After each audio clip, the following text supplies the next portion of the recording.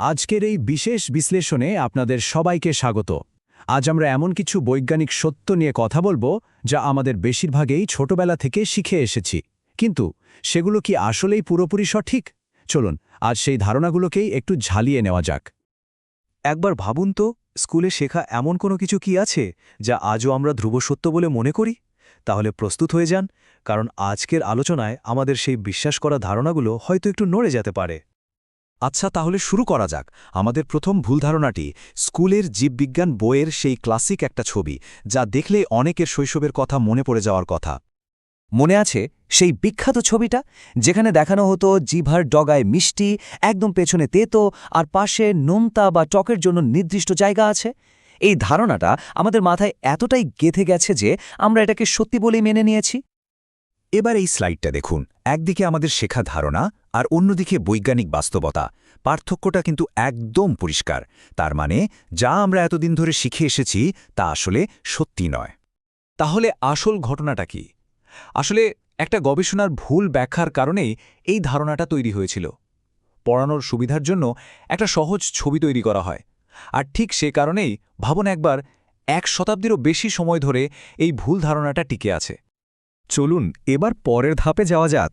আমাদের পরের ভুল ধারণাটা এতটাই প্রচলিত যে এটা এখন একটা প্রবাদের মতো হয়ে গেছে। এই কথাটা তো আমরা প্রায়ই ব্যবহার করি, তাই না? কেউ কিছু ভুলে গেলেই বলা হয়, কিন্তু বেচারা গোল্ডফিশের জন্য এটা কি আসলেই সত্যি? চলুন জেনে নেওয়া যাক। তাহলে মূল বিষয়টা হল বাস্তবতা আর প্রচলিত ধারণার মধ্যে আকাশ পাতাল তফাত। কোথায় মাত্র কয়েক সেকেন্ড আর কোথায় 5 মাস বা তারও বেশি। পার্থক্যটা আসলেই বিশাল। এই স্লাইডটা দেখুন, কি দারুণভাবে পার্থক্যটা তুলে ধরেছে।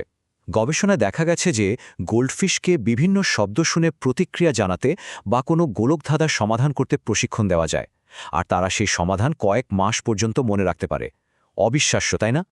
এবার আসছি আমাদের আজকের তালিকার শেষ ভুল ধারণাটায়। এটাও আরেকটা জনপ্রিয় প্রবাদ, যা কোনো বিরল ঘটনা বোঝাতে প্রায়ই ব্যবহার করা হয়। এই কথাটা প্রায়ই বলা হয় এটা বোঝানোর জন্য যে একটা দুর্ভাগ্যজনক ঘটনা একই ব্যক্তির সাথে আবার ঘটার সম্ভাবনা খুব কম। কিন্তু এটা কি সত্যি? আসলে এই ধারণাটা যে শুধু ভুল তাই নয়, এটা বিশ্বাস করাটা বেশ বিপজ্জনকও হতে পারে। কারণ সত্যিটা হলো, বজ্রপাত নির্দিষ্ট কিছু উঁচু আর পরিবাহী জায়গাগুলোতেই বারবার আঘাত করতে পছন্দ করে। এই সংখ্যাটাই দেখুন, এটাই চূড়ান্ত প্রমাণ। নিউ ইয়র্কের এম্পায়ার স্টেট বিল্ডিংয়ে বছরে গড়ে 23 বার বজ্রপাত হয়। ভাবা যায়? তার মানে বজ্রপাত একই জায়গায় শুধু 2 বার নয়, বরং অনেকবার আঘাত করে। তো আমরা নির্দিষ্ট কিছু ভুল ধারণা তো ভাঙলাম, কিন্তু এখন আসল প্রশ্ন হল, এই ভুল ধারণাগুলো কেন এত ব্যাপকভাবে ছড়িয়ে পড়ে? এর পেছনে কারণটা কি? এর একটা জীবনচক্র আছে। প্রথমে একটা জটিল ধারণাকে খুব সহজ করে ফেলা হয়, যাতে সবাই সহজে বুঝতে পারে। এরপর সেই সহজ সংস্করণটাই পাঠ্য বই বা মিডিয়ায় বারবার বলা হতে থাকে। আর শেষে এটা এতটাই পরিচিত হয়ে যায় যে আমরা একে সাধারণ জ্ঞান বলে ধরে নিই, আর প্রশ্ন করার কথা ভাবিই না। তাহলে আমরা প্রায় শেষের দিকে চলে এসেছি। আজকের আলোচনার আসল শিক্ষাটা কি? মূল কথাটা হলো, আমরা যা জানি বলে মনে করি সেটা নিয়েও প্রশ্ন করাটা খুব জরুরি। এই যে আমরা ছোট ছোট ভুল ধারণাগুলোকে ভাঙছি, এই কাজটা আসলে একটা বড় লক্ষ্যের অংশ। আর সেটা হলো আমাদের সবার মধ্যে বৈজ্ঞানিক সাক্ষরতা তৈরি করা, যাতে আমরা আমাদের চারপাশের জগৎটাকে আরও ভালোভাবে বুঝতে পারি। অ্যালবার্ট আইনস্টাইন কি দারুণ একটা কথা বলে গেছেন। তিনি বলেছেন, সত্যকে খুঁজে বের করার জন্য আর নিজেদের ভুল ধারণাগুলো ভাঙার জন্য সবচেয়ে বড় হাতিয়ারই হল আমাদের কৌতূহল। এই প্রশ্নটা দিয়েই আজকের আলোচনা শেষ করা যাক। আজকের এই যুগে আমাদের আর কোন কোন সত্য নিয়ে প্রশ্ন করা উচিত বলে মনে হয়?